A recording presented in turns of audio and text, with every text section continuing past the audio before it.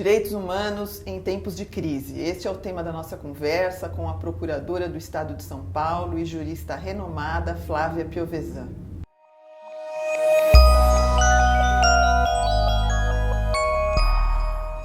Flávia, o que a gente mais ouve hoje em dia aqui no Brasil é o tema da crise. A crise econômica, a crise política, enfim, você é uma especialista nos direitos humanos. Essa crise, paradoxalmente, ou talvez por isso mesmo, esteja produzindo uma série de efeitos, impactando fortemente a área dos direitos humanos, trazendo à discussão da sociedade brasileira temas como a questão da maioridade penal, da redução da maioridade penal, a questão deste projeto antiterrorismo em pauta no Congresso, a questão também do projeto de terceirização da mão de obra, enfim, uma série de temas que tocam diretamente os direitos humanos, que talvez alguns anos atrás nós não imaginássemos que pudessem ser vasculhados como estão sendo neste momento, mas enfim, queria uma abordagem sua sobre o tema. Eu agradeço essa excelente questão e tão instigante. Eu teria 4 reflexões. A primeira, você diz bem, nós não imaginaríamos talvez no passado que a pauta de 2015 fosse essa. Isso porque os direitos humanos têm a sua dinamicidade, a sua abertura para com o mundo, com a vida, ou seja, o primeiro ponto que eu trago é essa visão dinâmica e aberta dos direitos humanos como um processo, ou como processos pautados em lutas emancipatórias que buscam, de um lado, proteger a dignidade humana e, por outro, prevenir o sofrimento humano. Ou seja, a questão é como lidar com a dignidade humana, com a sua afirmação e com a prevenção do sofrimento humano numa situação de crise. Nós, no Brasil, vivemos há tempos atrás um período em que tínhamos uma estabilidade econômica somada a uma estabilidade política.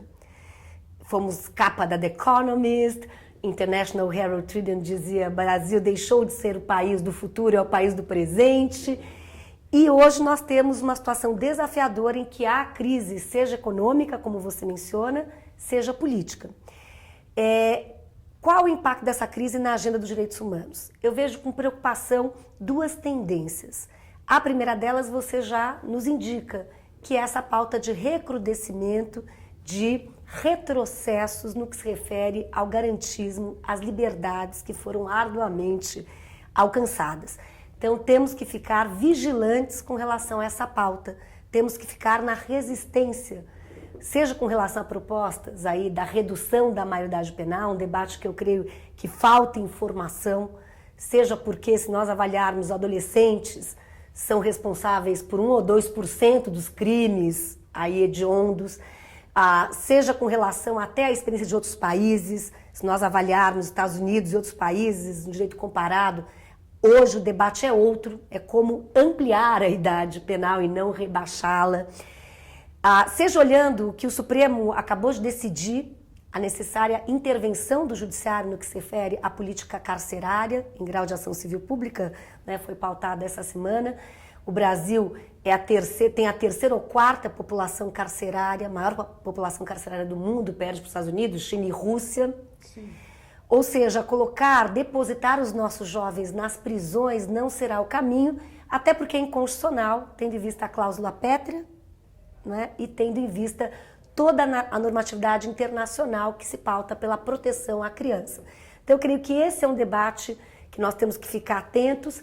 Também, claro, defendemos a maior eficácia no combate à corrupção, defendemos a transparência, defendemos a accountability, defendemos a fiscalização, monitoramento, mas à luz do devido processo legal, com contraditório, contra-defesa.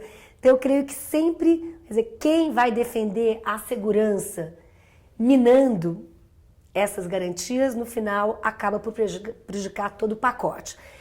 Então eu acho que esse é um debate extremamente relevante na pauta de hoje. E o segundo debate que você também mencionou, num cenário de crise, em que nós temos uma inflação de 8% já, em que na América Latina nós temos um PIB negativo, a projeção de uma recessão, o PIB, pelo menos os indicadores econômicos apontam a menos 2%, quer dizer, nós não cresceremos. A Venezuela aponta menos 4%, a Argentina menos 0,5%, o Brasil menos 2%. Mas há países na região, como Colômbia, que tem um crescimento positivo de 4%, como o Chile, de 2%, e México. Então, não é, vamos dizer, uma dor, não é uma enfermidade regional, mas nós temos políticas aí, de alguma maneira, que estão que não estão sendo exitosas. E aí vem também o drama dos direitos sociais. Então, vamos tornar precária a proteção dos direitos, vamos flexibilizá-los. Então, nós temos esse outro desafio, porque nós estávamos passo a passo na construção de um estado de bem-estar social, com ajuste e estabilidade de direitos sociais, né? Hoje é um caminho, com o tema das políticas públicas, com o refinamento delas, e hoje nós temos que evitar também recuos na agenda de direitos sociais com o que se passa hoje na Europa, pelo menos Europa, Portugal, Espanha, Itália, que é o estado de mal-estar social. Então temos que deter. Agora, Márcia, também é importante sinalizar que temos uma classe média hoje, eu diria, significativa. É fato que 30 ou 40 milhões, depende das estatísticas, saíram da pobreza. Temos empoderamento das mulheres. Sim. Temos uso do que nós estamos aqui, não é, fazendo, quer dizer, o impacto da tecnologia. O Brasil é o segundo país no uso do Twitter, é o quarto país no uso do Facebook. Nós temos um ativismo aí com essas novas ferramentas. Temos novas pautas no campo de direitos humanos, direito ao meio ambiente, os direitos à diversidade sexual, temos aí os temas afetos à internet, direito ao esquecimento, direito à morte virtual. Então nós temos novos temas que afloram na agenda dos direitos humanos, temas interessantes, instigantes, que mostram como é complexa esta agenda, como nós temos que buscar a salvaguarda dos direitos civis e políticos, dos direitos sociais, e temos temas aí, que eu diria, da agenda do século XXI. Flávia, nós temos no Congresso essa agenda que a gente pode chamar aí, como você disse, onde há um recrudescimento das expectativas com relação às garantias de direitos humanos. Paralelamente, nós temos decisões relativamente recentes e decisões por vir também por parte do Judiciário, do Supremo Tribunal Federal notadamente, onde o movimento parece inverso, né? Eu diria isso tanto com relação à questão do casamento entre pessoas do mesmo gênero, como com relação à questão das drogas, onde há aí uma expectativa de que a decisão recente que está por vir aí do Supremo seja uma decisão que descriminalize o uso pessoal do entorpecente. Eu queria que você falasse um pouco isso, quer dizer, há uma dicotomia aí entre o mundo do direito e o mundo da política? Muito estimulante a tua pergunta, porque na verdade hoje o nosso legislativo e pesquisas apontam ao perfil dele, o perfil mais conservador das últimas décadas. Até alguns dizem, nossa Câmara, BBB, Bíblia, bala e boi, o business. Então nós temos realmente o fortalecimento dessas bancadas, temos pautas de direitos humanos que estão reféns, por exemplo, das bancadas religiosas, como era a questão da união homoafetiva, como é a questão da descriminalização do aborto, mesmo das drogas e outros temas. E temos o Judiciário como um ator extraordinário na paisagem democrática. Notadamente, você lembra a posição do Supremo, que salvaguarda direitos, muitas vezes exercendo um papel antimajoritário, mas permitindo que os direitos triunfem à luz de conjunturas majoritárias desfavoráveis. Então eu aplaudo o STF de hoje, salvo em alguns temas como revisão da anistia, outros temas que eu teço críticas contundentes, mas o Supremo tem sim exercido essa jurisdição constitucional afeta a promoção e proteção dos direitos. Porque eu costumo dizer, e se realmente sou uma pessoa que admiro muito e respeito muito o Poder Judiciário, porque é o poder desarmado no Estado Democrático de Direito que tem a última palavra. Que não é a bala, que não é a faca, que não é o tanque, mas é a força do direito que deve prevalecer em detrimento do direito da força. E o Poder Judiciário o faz. E está fazendo com coragem. Eu trago, além do tema das uniões homoafetivas, o tema das cotas raciais, da lei de imprensa. Nós temos uma agenda de direitos humanos impulsionada pelo Poder Judiciário, que se tornou hoje o locus para a proteção e promoção dos direitos. Flávia, você é uma advogada pública, uma procuradora do Estado de São Paulo, e algumas das iniciativas, enfim, relacionadas aí e que impactam os direitos humanos, vêm diretamente do Executivo. Então, hoje, temos visto também aí na mídia informações sobre algumas escolas públicas que estão sendo administradas por militares. E muitas vezes, talvez os advogados públicos venham a ser chamados a se manifestar juridicamente sobre a pertinência disso.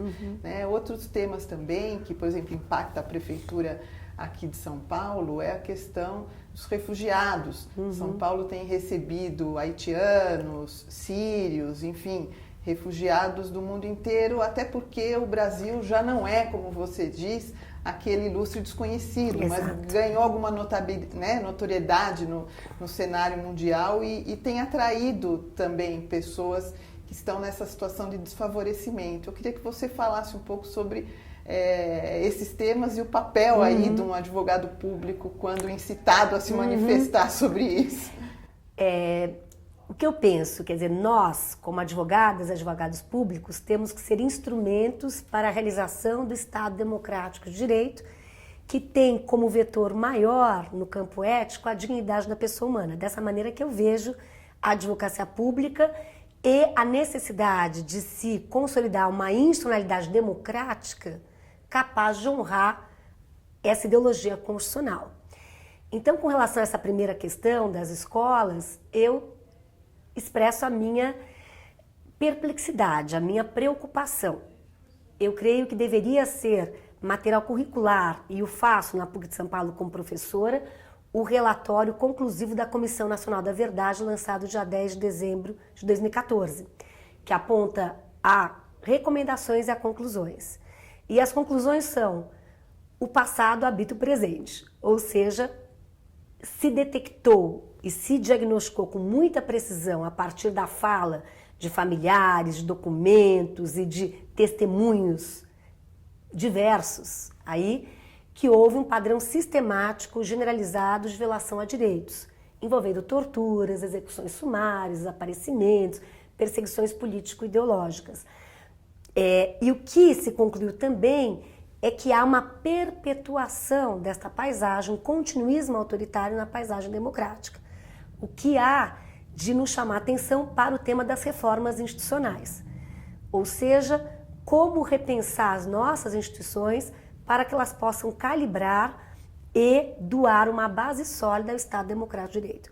Então, fortalecer a advocacia pública, fortalecer a defensoria pública, fortalecer o judiciário, que na América Latina casos chegam na Corte Interamericana envolvendo destituição arbitrária de juízes, o que me causa arrepios.